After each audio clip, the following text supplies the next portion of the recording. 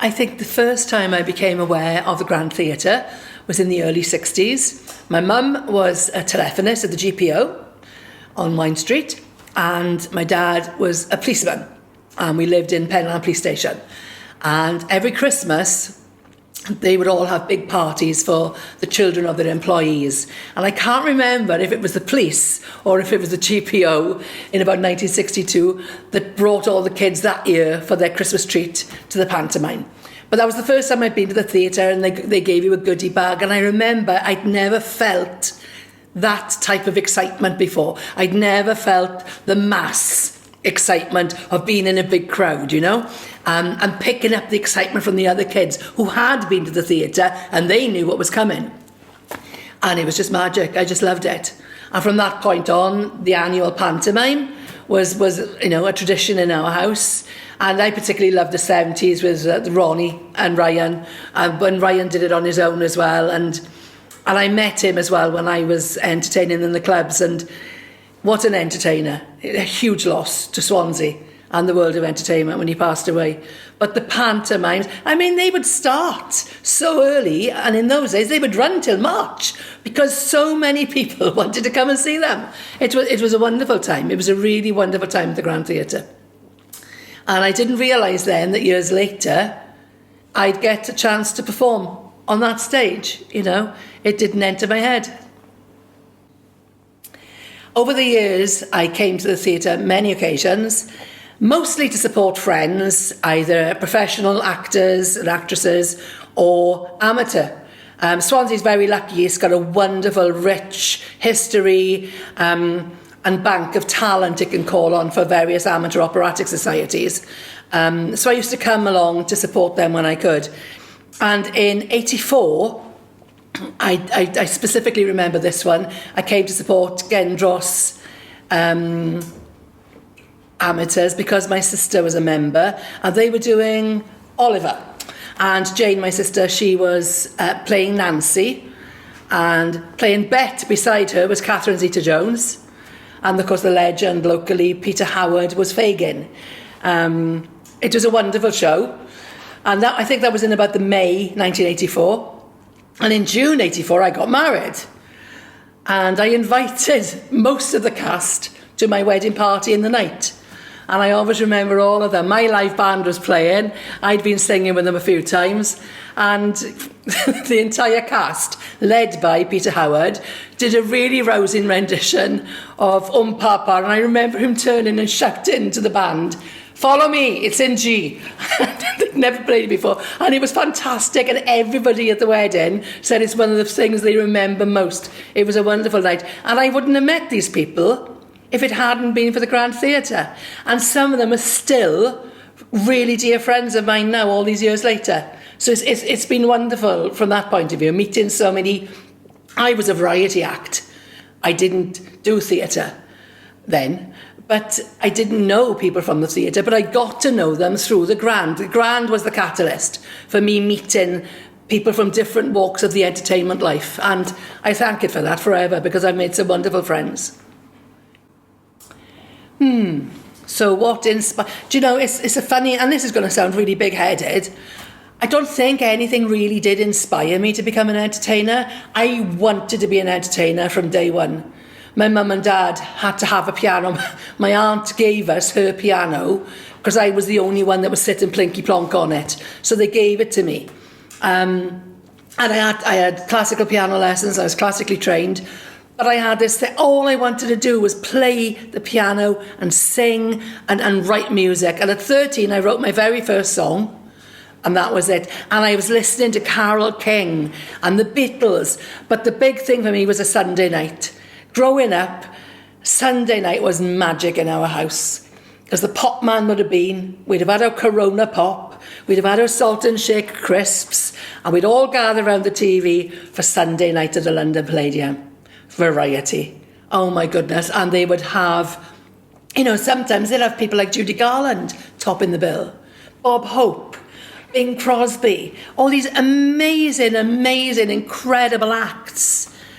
And homegrown acts like Bruce Forsyth and people like this, and Morecambe and Wise. And I was fascinated and mesmerised, but I remember the thing that blew me away the most was when Carole King came on once. And I thought, I want to be Carole King. That's who I want to be.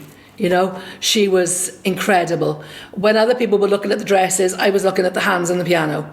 Elton John came along.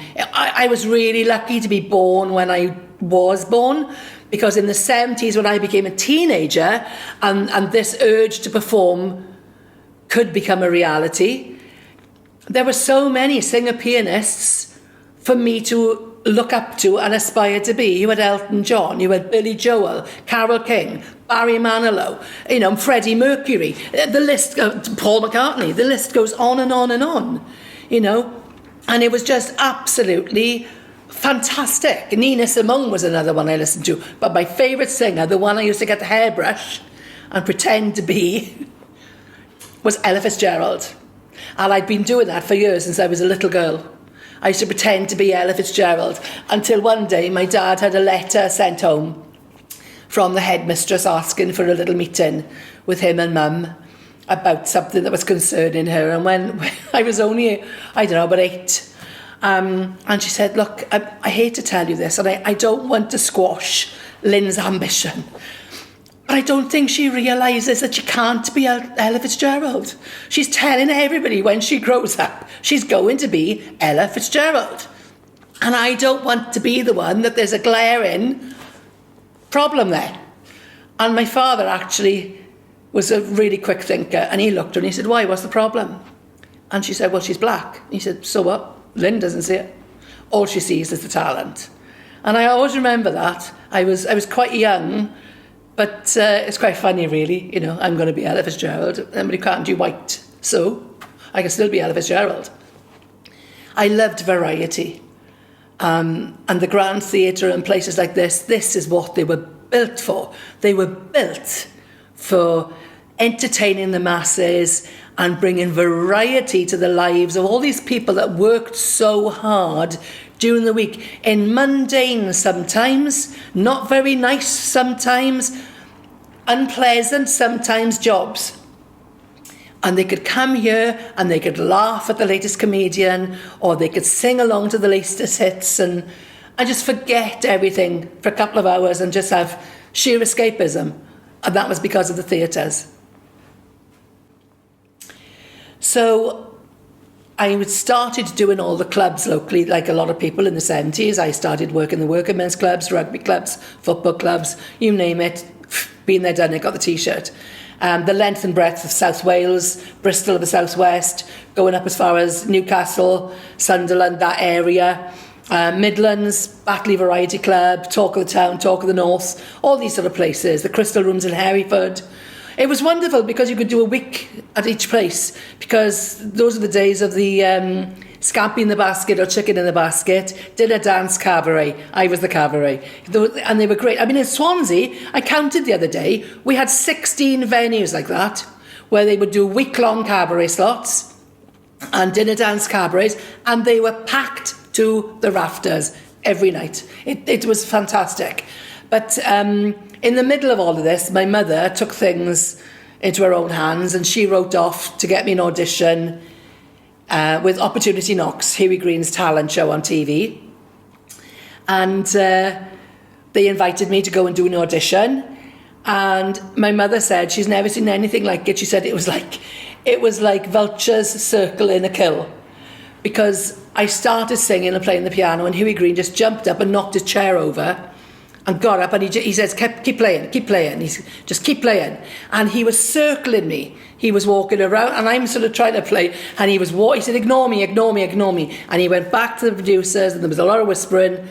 Then he said, can you play something in the style of, and whatever it was, I did it. Then, can you play something in the style of, have you written your own? Yes, let's hear that. And he said, well, I'm telling you now, you've passed the audition. And we'll be in touch shortly.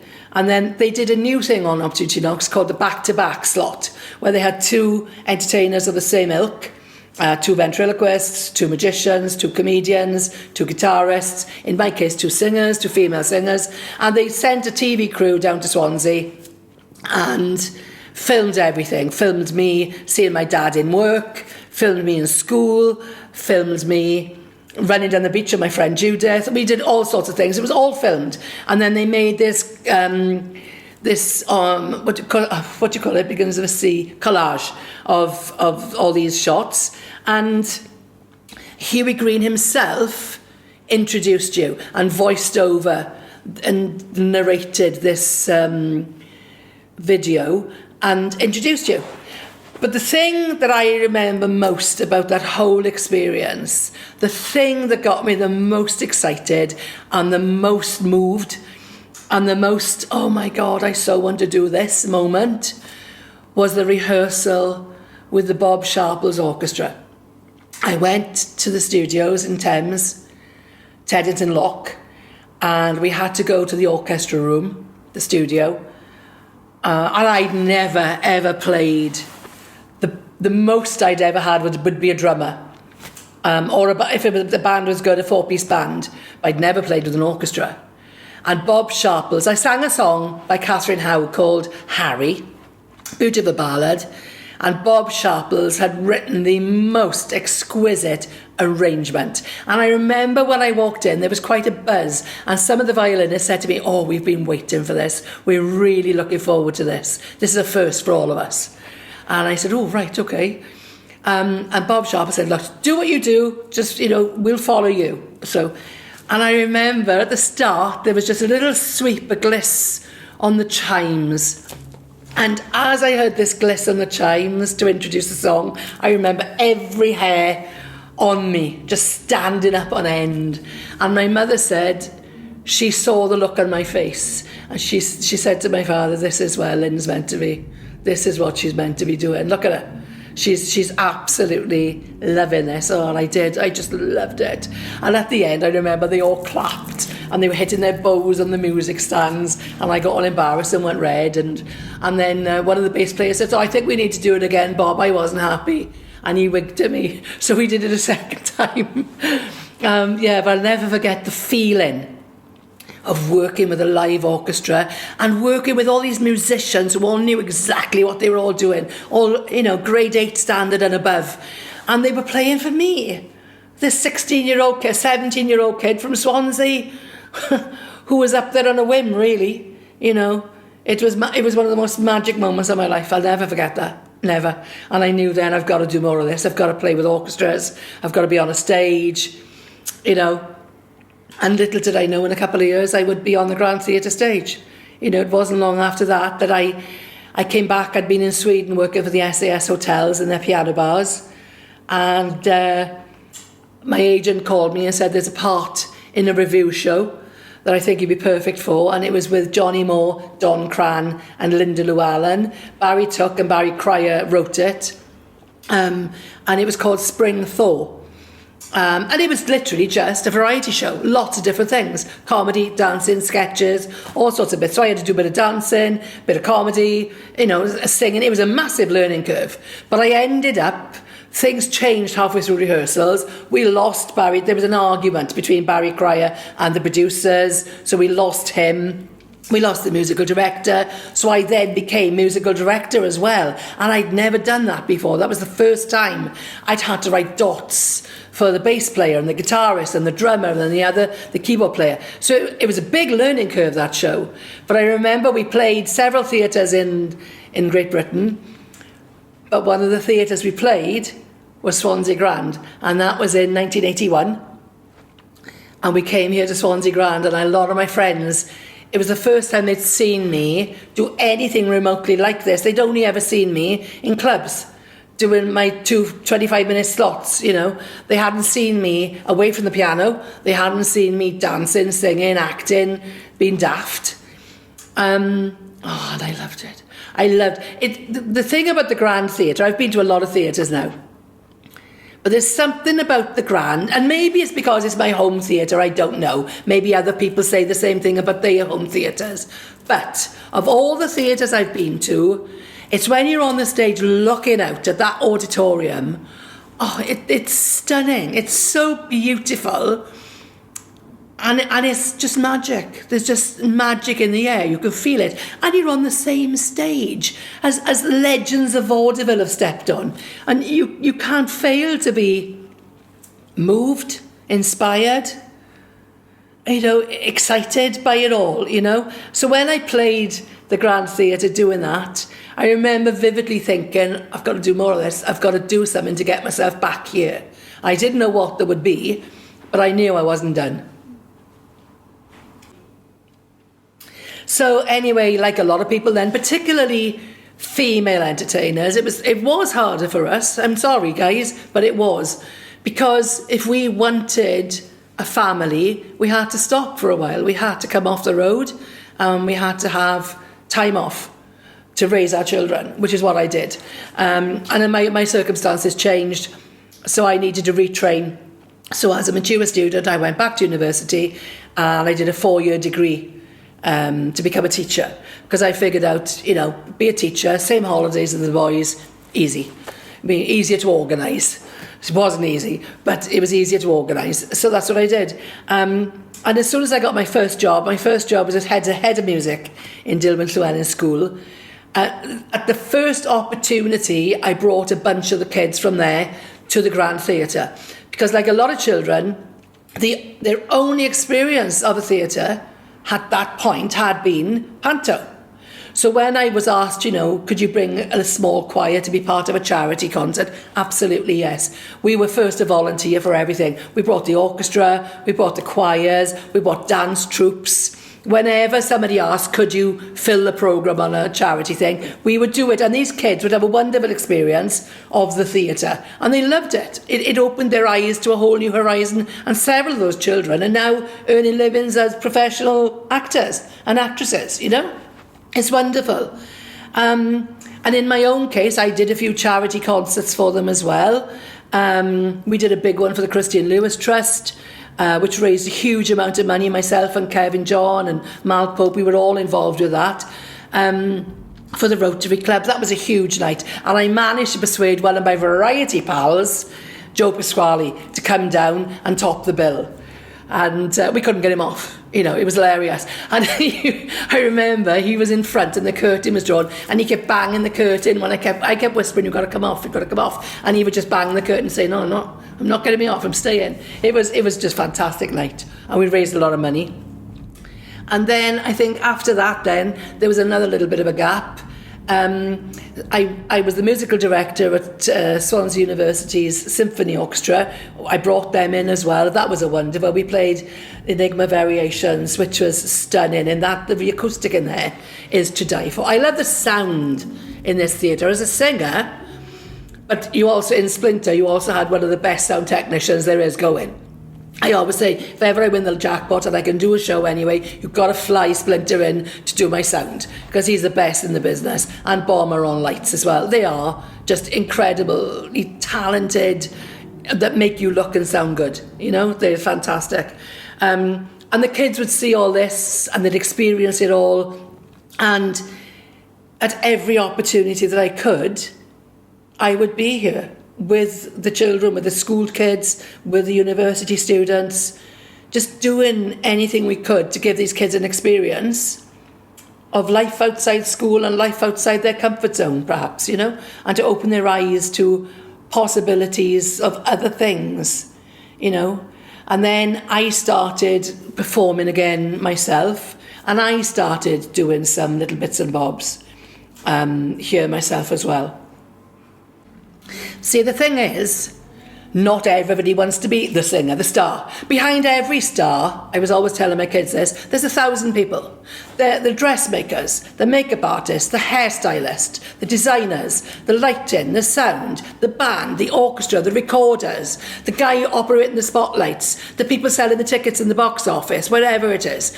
There's all these jobs. The carpenter who's built the scenery, the painters who've painted it, the electricians who've figured out how to get it all working. There's all sorts of jobs. And funnily enough, in the 70s, one of the things I used to be proudest of, there was a pub called Coach on Wine Street, and you could go downstairs in Wine Street Coach, and you'd be standing there listening to the live band, and you'd have your drink in your hand, and you'd look to your right, and you'd be Joe Namatrading would be there. or you'd look to your left and status quo would be there, because all the road crews for all the biggest bands in the world at the time were all from Swansea. Their roadies, their road managers, and the guys, the roadies, they were all from Swansea. And I remember when I became a teacher, I remember this, and there was 2 boys I always remember. In the first show we did, we were doing something like Calamity Jane or something as our school production. And these boys were always lurking. They weren't in the choir, they weren't in the orchestra, they'd never shown any interest. However, they both said, "Oh, miss, we really want to do something in this." And that's when I remembered all these various people. And I said, well, I tell you what I could do with boys. I could do with somebody to run my lights, and I could do with somebody to cue the sound, and I could do with somebody to fetch and carry, to roadie, to bring all the gear and equipment. And before I turned round, I had about a 10-strong crew of boys, 2 of whom went on to work with Black Sabbath as road crew. And then one became tour director and lives in LA now, you know. And it's wonderful. And you could see these kids' minds opening up. And a couple of the girls, I said, "Girls, please can you come and do the hair and the makeup? Because I know how good you are, and you're always putting it on, because I'm always making you take it off. Come and do it for the show for me." And that's what we did. So when we brought them to the theatre then, I made a point of introducing them to the people who were earning a living doing the things they'd just been doing for us in the school, to show them, well, actually, I could do that. I could do the training for that, and I could become like this person. It's amazing where a visit to the theatre can lead. So I was happily trundling along, enjoying my life, and out of the blue, Mark Jermyn asked me to sing something at a St David's Day celebration to reopen the Dragon Hotel. It had been closed, refurbished, renamed the Dragon again, because it had been Trust House Forte for a while. And they were doing a big St David's Day celebration. So, yeah, no problem at all. So I asked a friend of mine who was head of Welsh in the school to do a really good rhythmic translation of Wind Beneath My Wings, just in case. And she helped me with the...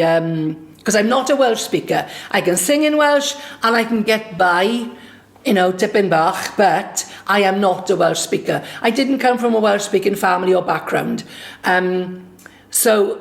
But I like to do it whenever I possibly can, you know? And I promote Wales wherever I can as well. But anyway, to get back to the story, I went to this St David's Day concert, and I remember Kerry Dupree was topping the bill, and there was a male voice choir there, and there was another singer there. He was singing out, and I suddenly looked at the programme, and I suddenly thought, well, that's ridiculous. We're doing a St David's Day show in Wales on St David's Day, and nobody, even the male voice choir, they were all singing in English. Nobody was doing anything Welsh. So I thought, right, hackles were up. I got my little bit of paper out with the Welsh words for the Wind Beneath My Wings, and I sang the Wind Beneath My Wings in Welsh. And I had a standing ovation for it, and I remember I was so touched. But the first person to her feet was somebody who's now a great friend of mine, but I didn't know at the time. And it was Menna Trussler. Menna Trussler was there because she read a beautiful extract from Under Milkwood as part of the concert, and she was there with her daughter, Nia. And they were clapping and cheering, and after the concert had finished, she came running up to me, and she put my face in her hands, and she said, "Why haven't we worked together before?" I said, well, because I'm not an actress. "Oh," she said, "don't you tell me that. I watched you singing the words of that song. Don't you tell me you're not an actress. You acted every line of that song out." "Well," she said, "you'll have to write something. You'll have to write something for me and you to do together." And her daughter, Nia, also a wonderful actress, she said, "And me." And there was another girl there, another lovely singer, Sophie, with her mum, "And me." And I thought, oh, flipping heck. So I remember I was absolutely buzzing. I got home, and I remember vividly, I was pacing up and down in my lounge, and I was thinking, right, 4 of us. Menna is a bit older, then there's me, then there's Nia, then there's the kid. Right, 4 of us. What the hell connects us? How could we? By the morning, I had post-it notes all over my walls and all over the floor, and I had the bones of Swansea Girls, my first musical. And 2 days later, I'd fleshed it out and made a skeleton script. And I rang Nia, and I said, hiya. And she said, hiya. I said, what are you doing tomorrow? I said, nothing. Why? I said, can you come up my house and bring your mother? She said, why? I said, well, I think I've written us a musical. What? She said, what? Yeah. She said, what's it called? I said, Swansea Girls. Oh, we'll be there. I love it. Whatever it's like, we just love the title. Swansea Girls. We're in, count us in. And up they came. And then luckily for me, they knew the wonderfully talented Catherine Rice. And she came on board as director. And, you know, the next thing I know, we're talking about bringing it into Swansea Grand Theatre. And I remember going to the council to ask them if they would back us. And my pitch was, don't make me go to Cardiff. It's a Swansea musical written by a Swansea girl about Swansea girls and Swansea. We're all Swansea girls in the show. Why should we have to go to Cardiff to get some money? And I always remember one of the cows saying, quite right, give her the money. And that was it. And we were booked into the Grand Theatre. Because Gary Isles was with me. And Gary Isles said to me after, I've never seen them that enthusiastic before. It was really exciting, really exciting. And I remember I came out and it was sunset. And I remember looking across Swansea Bay and the sun was this gold colour of the sunset. And I remember having goosebumps and thinking, oh my God, I've written a musical and they're going to put it on at Swansea Grand Theatre. Oh my God, what have I done? What have I done? Who am I to think I could even do that, you know? But we did. We rehearsed it, and all of us, I think, felt it did have something. It had legs, as they say. And we rehearsed and we rehearsed. And then I got a phone call from Gary Isles saying, could you put an extra night on? I said, why? Well, we've almost sold out all the other nights. I said, oh, okay. So we were initially doing 2 nights. Then it became 3.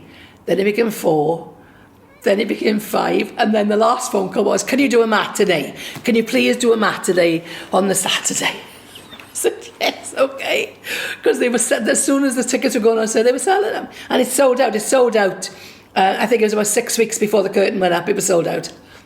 And I vividly remember the excitement of coming in and seeing Splinter again and Chris on the lights and Tony on.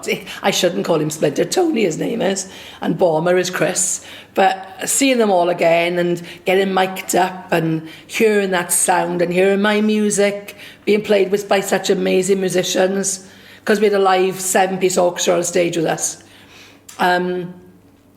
And on opening night, I always remember, I'll never forget opening night, and we're in darkness on the stage.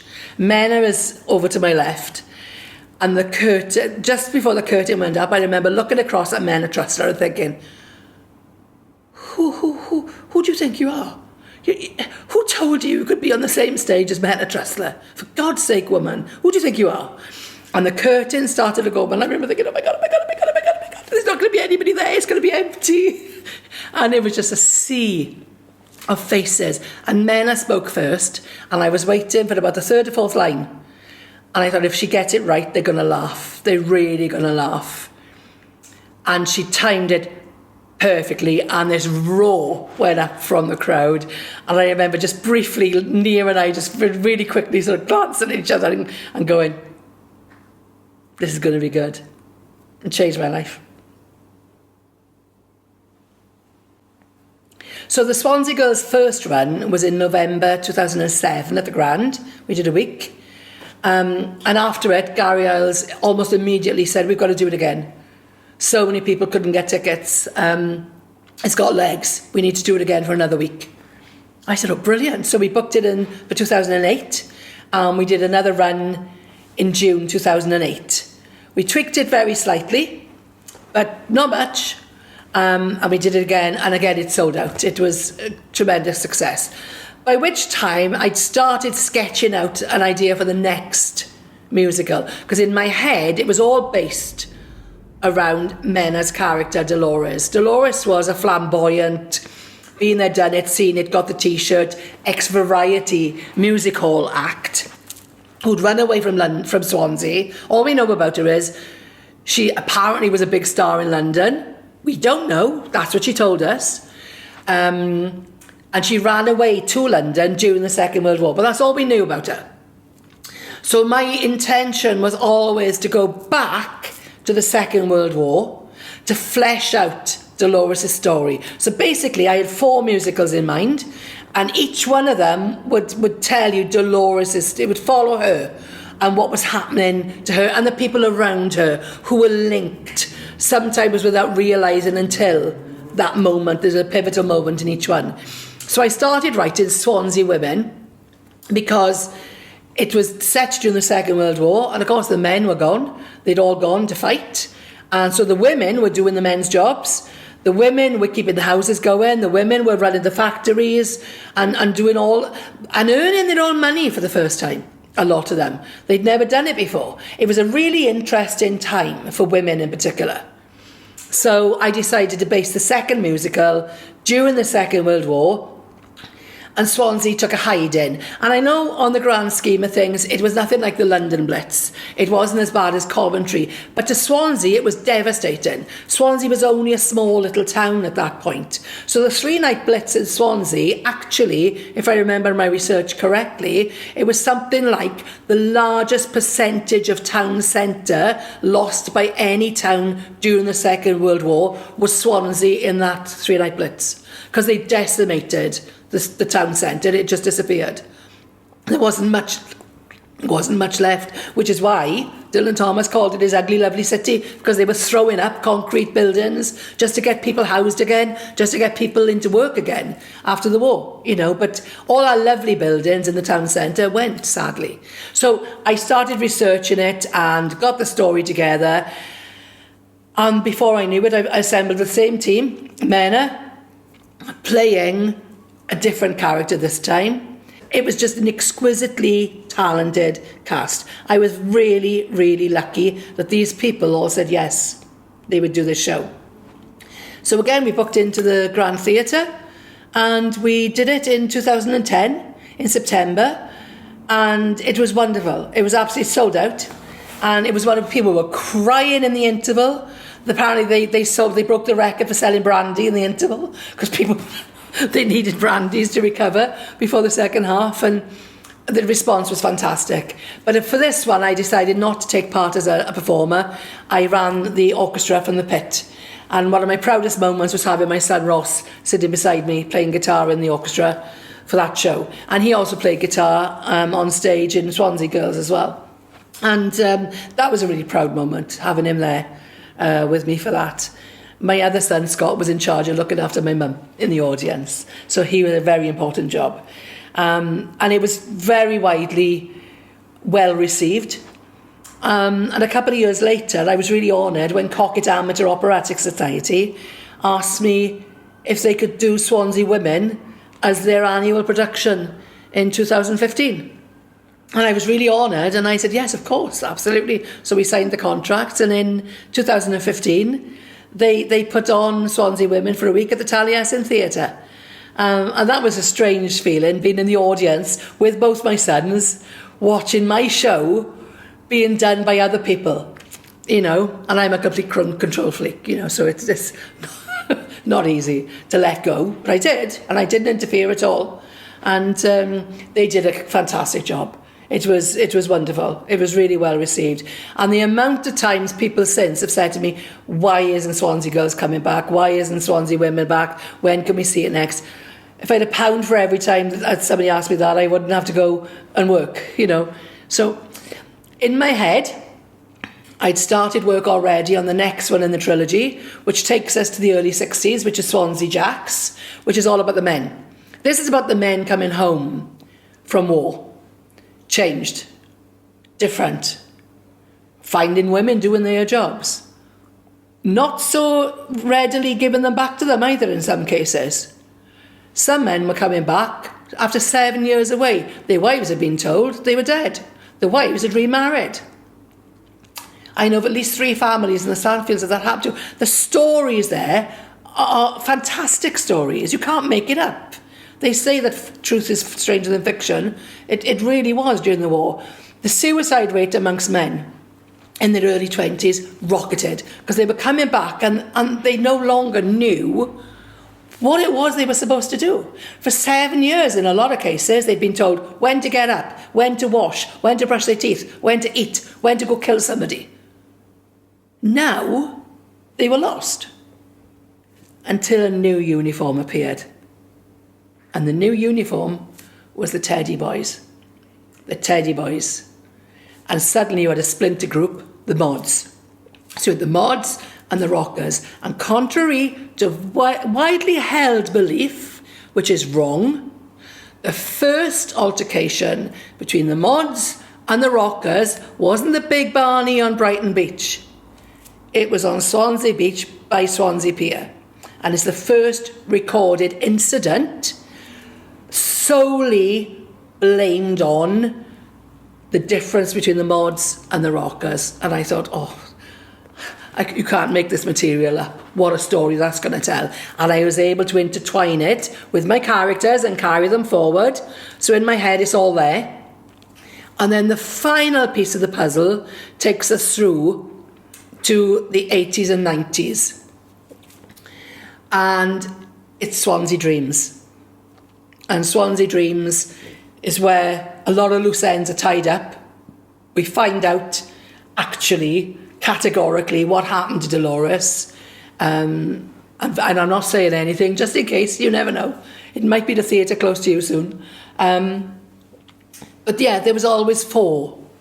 I did toy with a 5th to slot in between Swansea Jacks and Swansea Dreams. And the 5th one, which I've got the bare bones of, is Swansea Streets. I like Swansea. You might have sussed that out. Every time I go to work, I tell them I'm from Swansea. I've got Welsh flags on the piano. There's nobody disputing where I'm from, you know. And but I do. I love Swansea. I always have. I'm a Swansea girl, through and through.